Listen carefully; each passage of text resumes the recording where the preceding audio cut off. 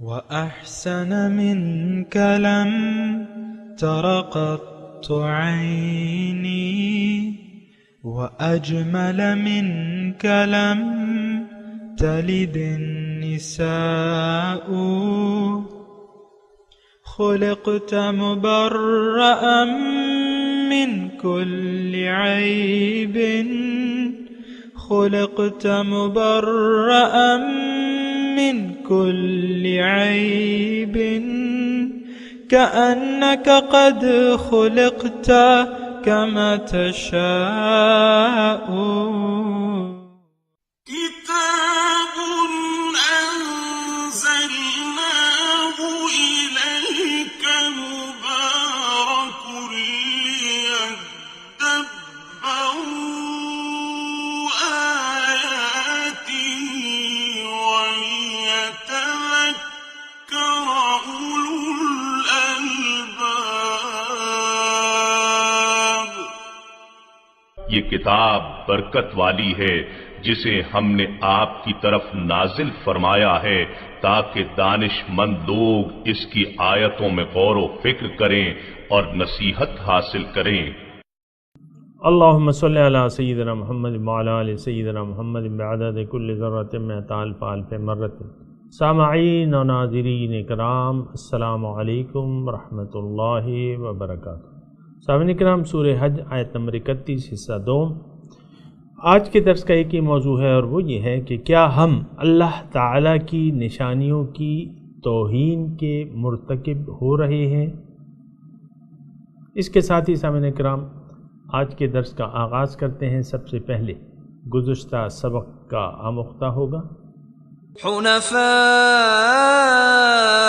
للہ غیر مشرکین بہ ومن يشرك بالله فكأنما خر من السماء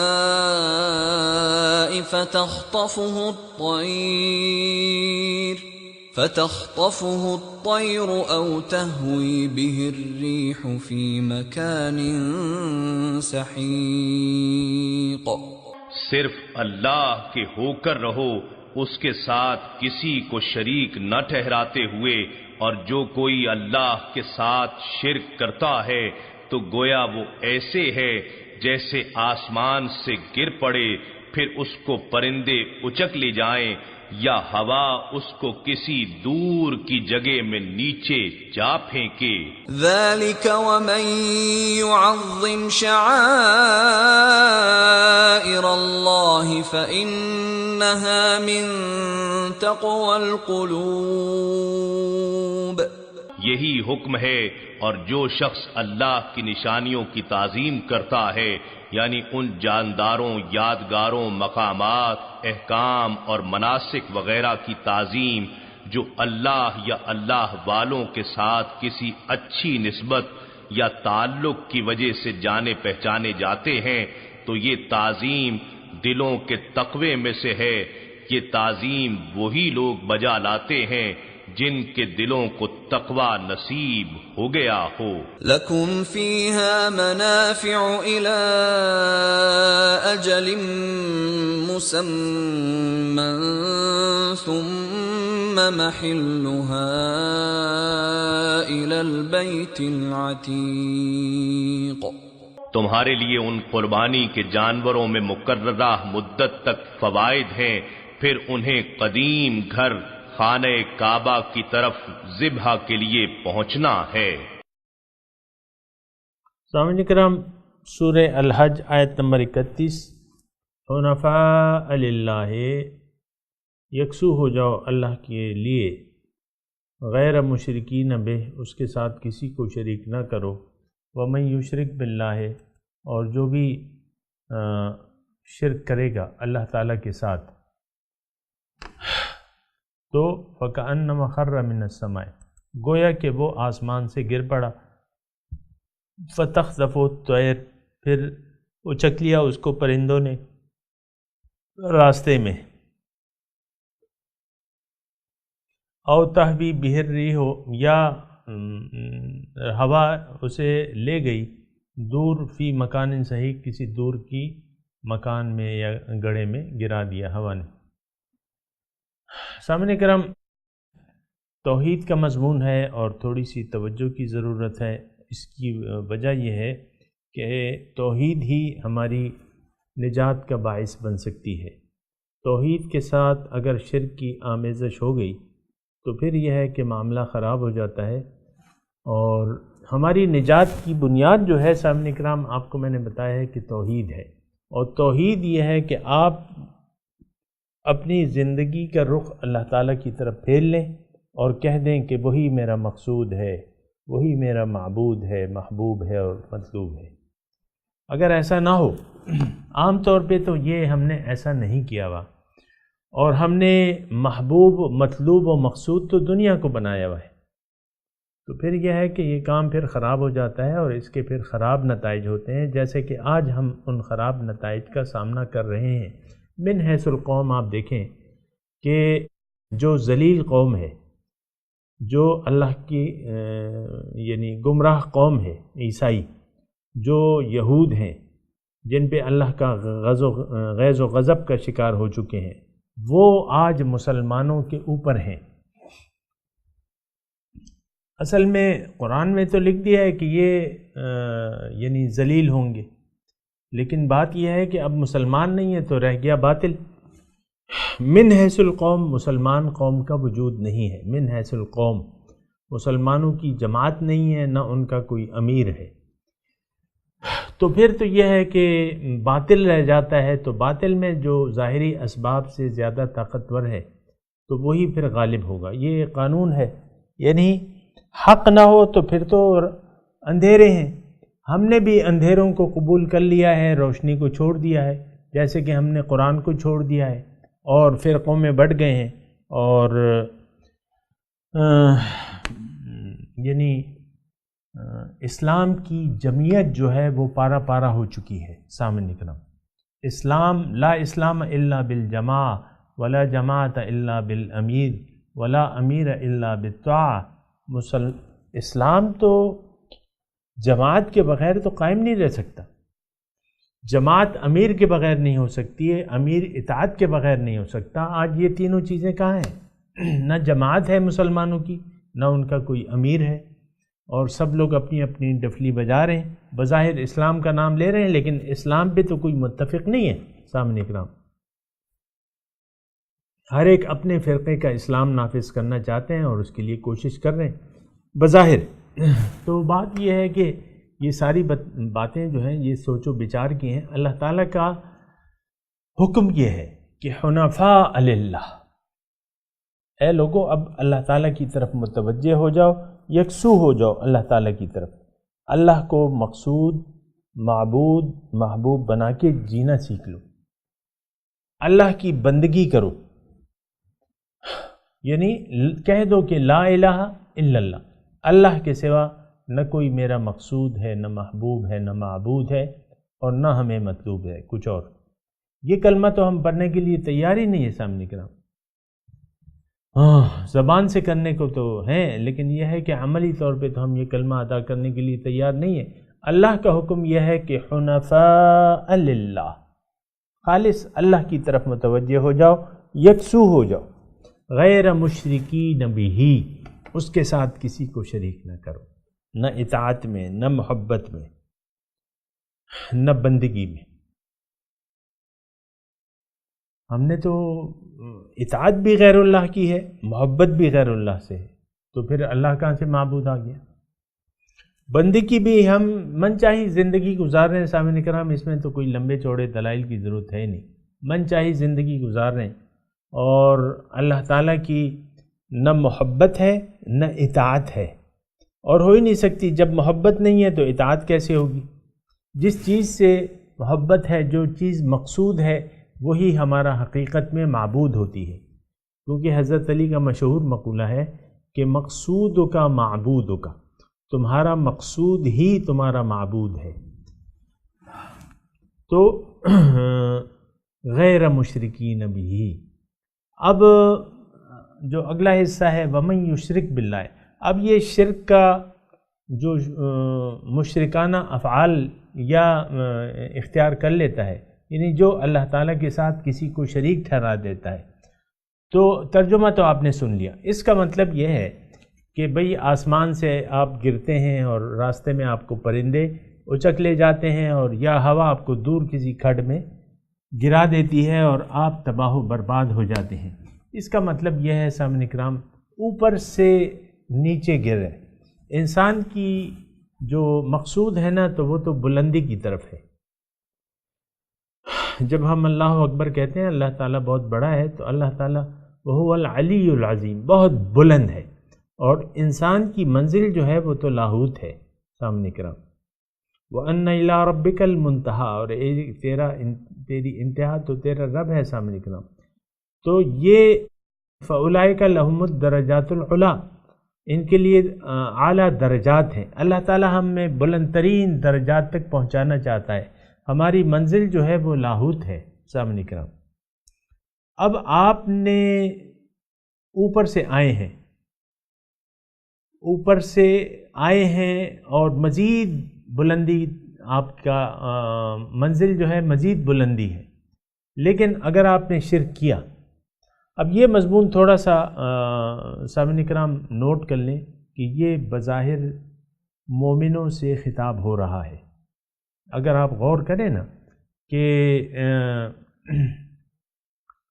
لِيَشْهَدُوا مَنَافِعَ لَهُمْ وَيَذْكُرُوا اسْمَ اللَّهِ فِي أَيَّامٍ مَّعْلُومَاتٍ عَلَىٰ مَا رَزَقَهُم مِّن بَهِيمَةِ الْأَنْعَامِ ثُمَّ لْيَقْضُوا تَفَثَهُمْ وَلْيُوفُوا نُذُورَهُمْ وَلْيَطَّوَّفُوا بِالْبَيْتِ الْعَتِيقِ ذَلِكَ وَمَن يُعَظِّمْ حُرُمَاتِ اللَّهِ فَهُوَ خَيْرٌ لَّهُ عِندَ رَبِّهِ.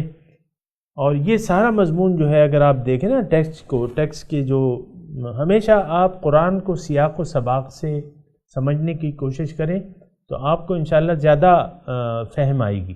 یہ سارا مضمون جو ہے فَاجْتَنِبُوا الرِّجْسَ مِنَ الْأَوْثَانِ، کون مخاطب ہیں؟ مومن مخاطب ہیں. وَاجْتَنِبُوا قَوْلَ الزُّورِ، قرآن تو یعنی ہدی للمتقین ہے نا سامعین کرام، اور یہاں خاص طور پہ مومنین کا تذکرہ اور جنہوں نے اللہ کا حکم تسلیم کر لیا ہے، ان کو اللہ تعالیٰ فرما رہے ہیں کہ حنفاء للہ، اللہ کے سامنے یکسو ہو جاؤ اور اس کے ساتھ شریک نہ کرو. اگر تم شریک کرو گے تو تم نے تو کلمہ پڑھ کے، توجہ سامنے کرم، تم نے تو کلمہ پڑھ کے اعلیٰ منازل تک پہنچنے کا ارادہ کر لیا ہے، تمہاری پرواز جاری ہے. اگر تم نے شرک کیا تو اس کا مطلب یہ ہے کہ تم بلندی سے پھر تمہاری پرواز نیچے کی طرف شروع ہو جائے گی، اور پھر تمہارا انجام جو ہے تباہی اور بربادی کے سوا کچھ بھی نہیں ہوگا. فَكَأَنَّ مَن يُشْرِكْ بِاللَّهِ، جس کے ذہن میں شرک کا کوئی خیال پیدا ہو گیا، اور یقیناً سامعین کرام آپ لوگ تو اس بات کو اتنی اہمیت نہیں دیتے ہیں، لیکن ہمارے خیالات ہو چکے ہیں مشرکانہ. وہ کہتے ہیں نا، بتوں سے تجھ کو امیدیں خدا سے نہ امیدی، مجھے بتا تو صحیح اور کافری کیا ہے. ہم نے تو بتوں سے امیدیں باندھ رکھی ہیں، تو شرک اور کسے کہتے ہیں؟ ایمان والے جو ہیں وہ تو اللہ پہ یقین رکھتے ہیں، بھروسہ رکھتے ہیں. آپ نے ظاہر پر بھروسہ کر لیا ہے،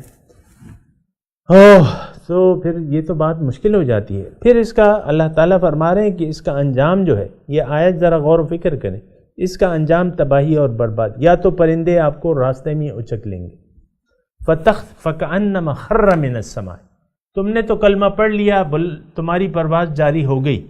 اب تم نے شرک کا ارادہ کر لیا، شعوری یا غیر شعوری طور پہ، اب تمہیں پرندے راستے میں یہ اچک لیں گے. کیا مطلب سامنے کا؟ آج ہماری پریشانیاں جو ہیں آپ دیکھیں، انہوں نے ہمیں اچک لیا ہے. آپ دیکھیں ہر شخص مسائل کا شکار ہے اور پریشانیوں کا شکار ہے. کسی کی کچھ پریشانیاں ہیں، کسی کی کچھ پریشانیاں ہیں. وہ کہتے ہیں نا ٹینشن کہتے ہیں نا، ہم نے ٹینشن لے لیے. یعنی کسی کو اپنی اولاد کی ٹینشن ہے، کسی کو مال کی ٹینشن ہے، کسی کو اپنی بوڑھے ہونے کی ٹینشن ہے کہ بھئی اب تو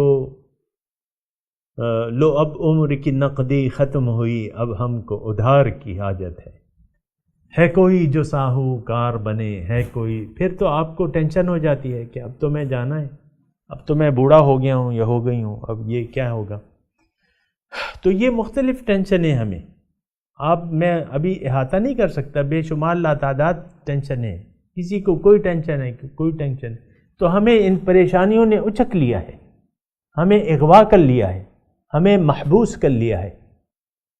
تخطفہ الطیر، پرندے اسے اچک کے لے جائیں. اب پرندے کیا ہے؟ پریشانیاں. یہ پریشانیاں آپ کی پرندے بن جاتی ہیں یا آپ کو اچک لے جاتی ہیں. آپ دیکھیں اکثر اوقات یہ ہوتا ہے کہ انسان خودکشی بھی کر لیتا ہے یہی پریشانیوں سے تنگ آ کے. اچھے خاصے جوان جو ہیں، جوان بیبیاں یا لڑکے یا آدمی خودکشی کر لیتے ہیں. یہ کیا ہے؟ اس کو پرندوں نے اچک لیا اور پھر دور کے مکان میں پھینک دیا. لیکن اگر کوئی خودکشی نہیں بھی کرتا لیکن وہ زندگی میں ایک مایوس زندگی گزارتا ہے، کوئی مقصد ہی نہیں ہوتا اس کا. یہ شرک جو ہے نا انسان کو تباہ و برباد کر دیتا ہے سامعین کرام، ظاہری طور پہ بھی اور باطنی طور پہ بھی. اور یہ سامعین کرام یہ الفاظ تو میں کہہ رہا ہوں، لیکن یہ الفاظ جو ہیں آپ اس کو مذاق نہ سمجھیں. میں کہہ رہا ہوں شرک، مشرکانہ روش جو ہے انسان کو اچک لیتی ہے. اس سے یہ پھر اپنے ہوش و خیرت سے بیگانہ ہو جاتا ہے، ہوش و خیرت سے بیگانہ ہو جاتا ہے. تو من یشرک باللہ فکأنما خر من السماء فتخطفہ الطیر، پرندے پھر اسے راستے میں اچک لیتے ہیں. ابھی دیکھیں یہ بالکل حقیقت ہے اللہ تعالیٰ جو فرما رہے ہیں کہ یہ اس کو پرندے اچک لیتے ہیں. تو پرندے کیا ہیں؟ مختلف ہوائے نفس ہیں، مختلف ٹینشن ہیں، پریشانیاں ہیں. آج ہم میں سے ہر شخص پریشان ہے. آپ کہتے ہیں نا کبھی پریشانیاں آپ کی عروج پہ ہو جاتی ہیں، کبھی آپ زیادہ پریشان ہوتے ہیں، کبھی کم پریشان ہو، وہ تو ایک الگ بات ہے. لیکن آپ کو یہ مختلف پریشانیوں نے اچک لیا ہے، اپنے دام میں گرفتار کر لیا ہے. آپ اس سے آگے کچھ سوچتے نہیں ہیں، کوئی سوچ ہی نہیں ہے آپ کی. ہم تو آخرت کے راہی ہیں، آخرت کے مسافر ہیں، اور ہم اللہ کے راستے پر چل رہے ہیں. اللہ تعالی ہماری منزل ہے اور ہماری اصل کامیابی کی جگہ جو ہے وہ تو آخرت ہے سامنے کرام. لیکن ہم نے اس پریشانیوں میں، آپ دیکھیں نا، میں دیکھتا ہوں بعض جو لیڈران ہیں نا، یہ کوئی اپوزیشن میں ہے، کوئی یہ ان کو بعض لیڈر بہت زیادہ پریشان ہیں جن کو اقتدار نہیں مل رہا نا. یہ 2017 کی میں بات کر رہا ہوں، مہینہ ہے مئی کا. تو بعض لیڈر جب بات کرتے ہیں تو مخالفین پر الزامات اور کیچڑ اور یہ اور وہ، اور ان کے یعنی منہ سے جو ہے نا وہ کف افسوس نکلتا رہتا ہے کہ یہ کیا ہے، وہ یہ کیا ہے، یہ کیا لوگ ہیں. میں نام نہیں لیتا، آپ جانتے ہیں ان لوگوں کو. بری طرح اقتدار کے بخار میں مبتلا ہے کہ کب ہمیں اقتدار ملے گا، اس کا ہم ٹانگ کھینچ کے اور ہم جائیں گے وہاں. پھر جو ہے جنت، دنیا کو جنت بنا دیں گے بلکہ دوزخ بنا دیں گے. تو یہ کیا ہے؟ یہ ہمیں یہ ظاہر کی پریشانیوں نے اچک لیا ہے سامنے کا. ہم تو اپنا مرض جانتے بھی نہیں ہے سامنے کا. مرض نہ معلوم ہے ہمیں، نہ معلوم کرنا چاہتے ہیں. حقیقت میں ہم ایک بیمار قوم ہے. کیا بیمار قوم ہے، شدید بیمار ہیں. اور بیماریاں جو ہیں شرک کی بیماریاں، بے مقصدیت کی ایک بیماری ہے سامنے کرام. ہمیں اپنی منزل کا پتہ ہی نہیں ہے. بھائی دنیا ہی کو آپ نے مقصد بنا لیا ہے، تم کرپشن چھوڑ دو، تم رشوت چھوڑ دو. یہ تو کوئی ایشو نہیں ہے. اصل ایشو تو اللہ کی بندگی ہے سامنے کرام. اللہ کی طرف یکسوئی ہے کہ ہم حنفاء للہ غیر مشرکین بہ. یہ ہمارا ایشو ہے کہ ہم اللہ کی طرف یکسو ہو جائیں، دیگر غموں کو یکجا کر کے ایک غم بنا لیں. من جعل الہموم ہما واحدا ہم آخرتہ کفی اللہ لجمیع ہمومہ. جس نے اپنے تمام غموں کو یکجا کر کے ایک غم بنا لیا، آخرت کا غم، اللہ اسے اس کے تمام غموں کے لیے کافی ہو جائے گا. ومن تشبع بہ الہموم لا یبالی اللہ بأی واد ہلک. جس پہ اس کی پریشانیاں پراگندہ ہو گئیں، غم پراگندہ ہو گئے کہ میں نے یہ بھی کرنا ہے، وہ بھی کرنا ہے، وہ بھی کرنا ہے، وہ بھی کرنا ہے. تو اللہ تعالیٰ اس کی پرواہ نہیں کرتا کہ کس غم کے گڑھے میں جا کے وہ گرتا ہے اور ہلاک ہو جاتا ہے۔ فی مکان صحیح او تہوی بہ الریح فی مکان صحیح، یہ ہوائیں جو ہیں نا، یہ ہوائیں بھی سامعین اکرام، یہ ایسی ہوائیں ہیں جو آپ کو منزل سے بھٹکا دیتی ہیں اور کسی گڑھے میں جا کے آپ کو گرا دیتی ہیں۔ دیکھیں یہ بہت یعنی اس میں حکمت والی آیت ہے سامعین اکرام، آیت نمبر 31۔ بہرحال اس پہ غور و فکر کرنا جو ہے وہ آپ کا کام ہے، میں نے تو آپ کو اشارہ کر دیا ہے۔ بہرحال آگے چلتے ہیں۔ ذالک، حقیقت تو یہی ہے، وَمَن يُعَظِّمْ شَعَائِرَ اللَّهِ فَإِنَّهَا مِن تَقْوَى الْقُلُوبِ۔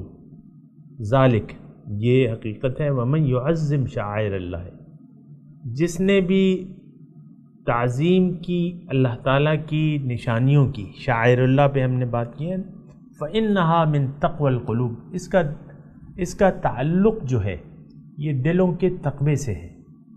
سامعین اکرام بات ہو رہی ہے، سیاق اور سباق میں بات ہو رہی تھی کہ حج کے جو مراسم حج ہیں اور نشانیاں ہیں، ابھی آگے وَالْبُدْنَ جَعَلْنَاهَا لَكُم مِّن شَعَائِرِ اللَّهِ،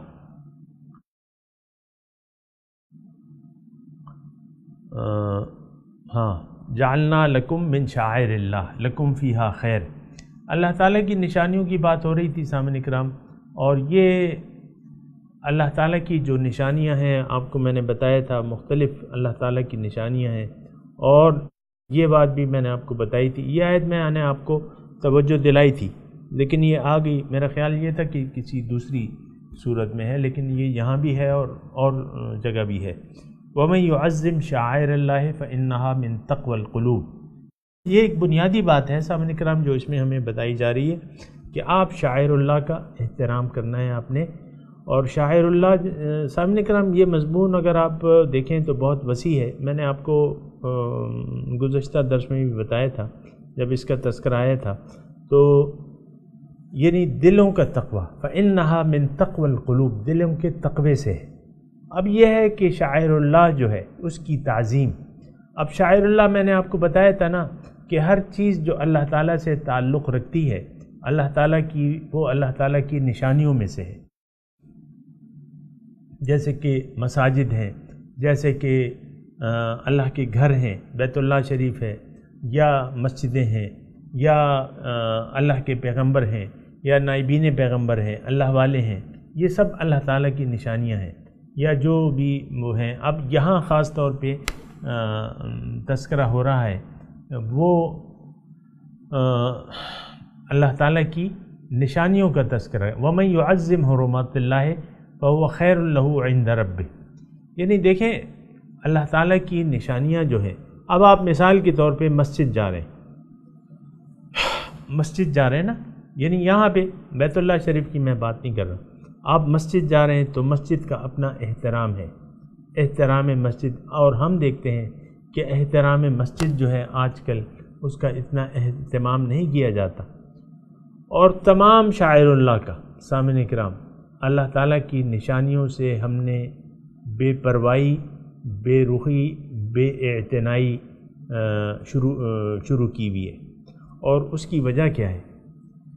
اللہ تعالیٰ کی نشانیوں کی سے بے پرواہی ہے۔ اس کی وجہ کیا ہے؟ کہ اللہ ہمارا مقصود نہیں ہے۔ یہ ایک بنیادی جو ہماری بیماری ہے نا، وہ تو یہی ہے کہ اللہ کو ہم مقصود حیات بنانے کے لیے کوئی تیار نہیں ہے، تو پھر یہ ہے کہ شاعر اللہ کی بے حرمتی ہوگی، اللہ والوں کی بے حرمتی ہوگی، اور اللہ کی نشانیوں کی جو بھی ہیں وہ بے حرمتی ہوگی۔ لیکن اگر آپ یہ بھی مضمون آئے گا تفصیل میں انشاءاللہ آگے بھی آپ کو بتاؤں گا کہ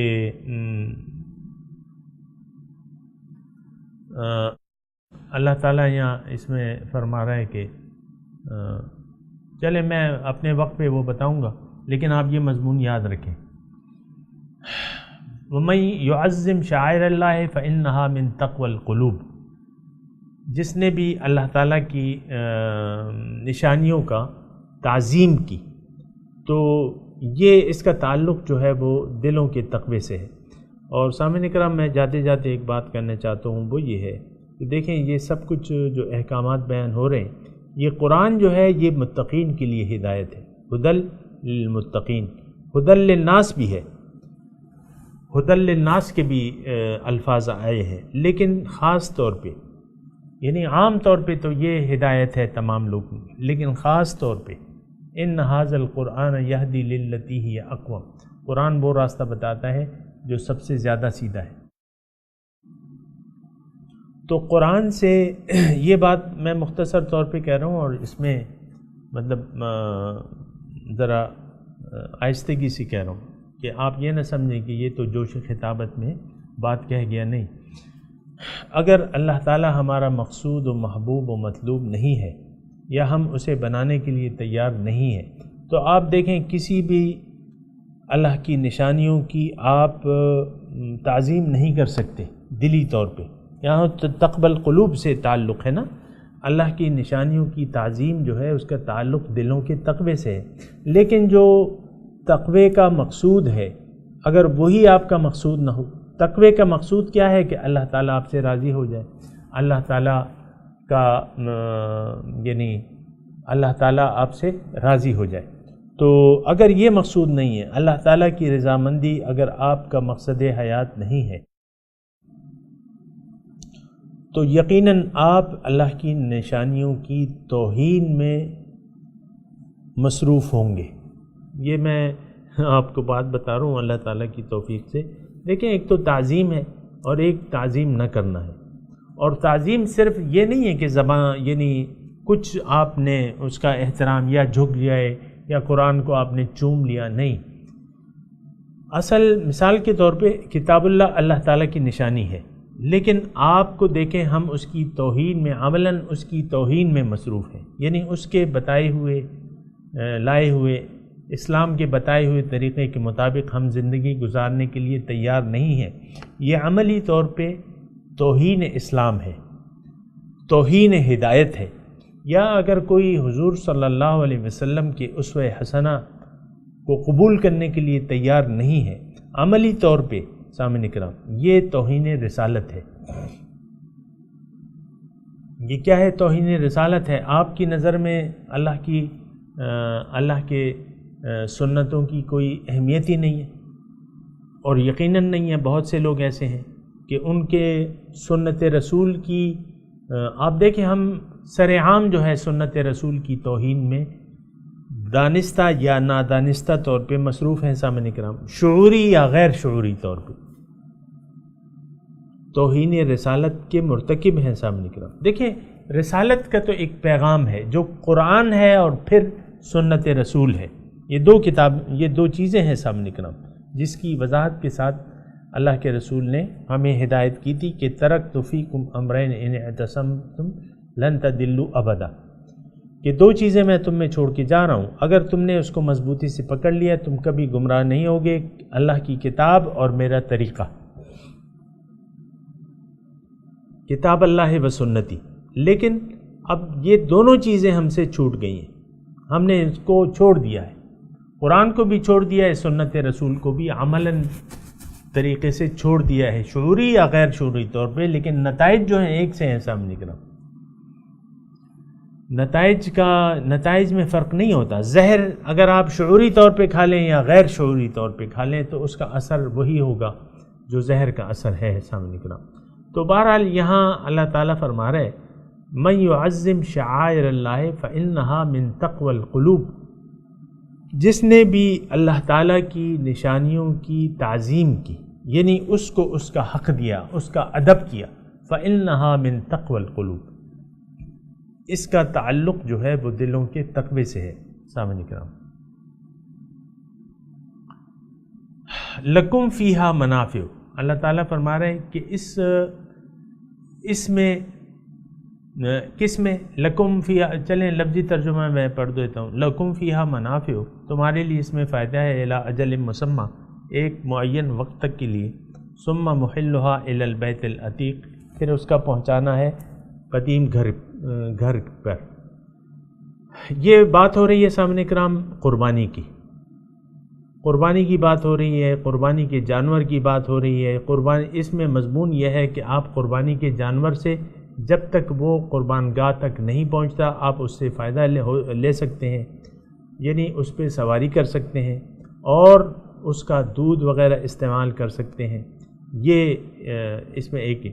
پھر جب وہ پہنچ جائے محلھا، پھر جب وہ اپنا محل پر پہنچ جائے یعنی اپنی جگہ پر پہنچ جائے، کون سی جگہ؟ بیت العتیق، پرانے گھر یعنی بیت اللہ، لیکن یعنی حدود حرم، عین گھر پہ نہیں، حدود حرم، یہ سارا بیت العتیق میں آتا ہے، حدود حرم۔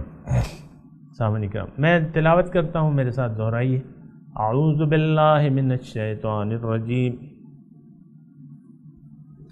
بسم اللہ الرحمن الرحیم، حنفاء للہ غیر مشرکین بہ ومن یشرک باللہ فکأنما خر من السماء فتخطفہ الطیر او تحوی بہ الریح فی مکان سحیق، ذالک ومن يعظم شعائر اللہ فإنها من تقوى القلوب، لکم فیہا منافع الی اجل مسمى ثم محلها الی البیت العتیق۔ ترجمہ سنا دیجئے۔ حنفاء للہ، یکسو ہو جاؤ اللہ کے لیے، غیر مشرکین بہ، کسی کو اس کے ساتھ شریک نہ کرو۔ ومن یشرک باللہ، جس نے بھی اللہ کے ساتھ شرک کیا، فکأنما خر من السماء،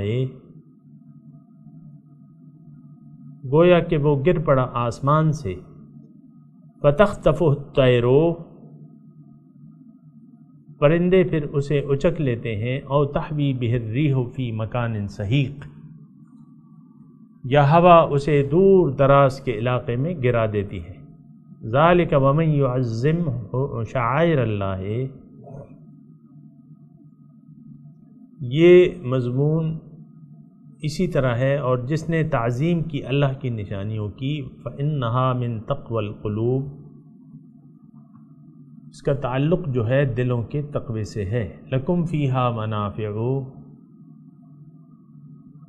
ان کے لیے منافع ہے، الی اجل مسمى، ایک معین وقت تک کے لیے، ثم محلھا الی البیت العتیق، اس کا پہنچانا پرانے گھر کی طرف یعنی حدود حرم کی طرف ہے۔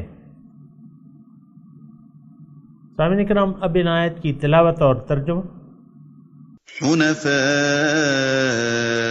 للہ غیر مشرکین بہ ومن يشرك بالله فكأنما خر من السماء فتخطفه الطير أو تهوي به الريح في مكان سحيق.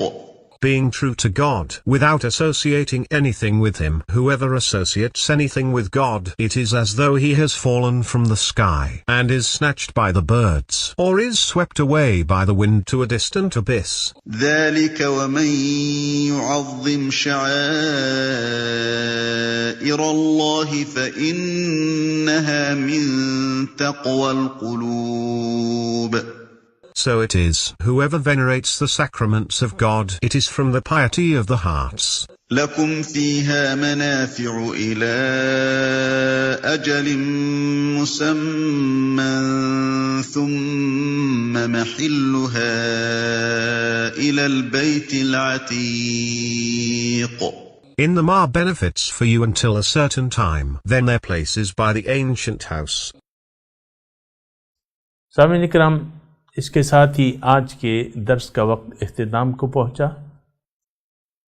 اگلے درس میں انشاءاللہ ملاقات ہوگی۔ وآخر دعوانا ان الحمدللہ رب العالمین، والسلام علیکم ورحمۃ اللہ وبرکاتہ۔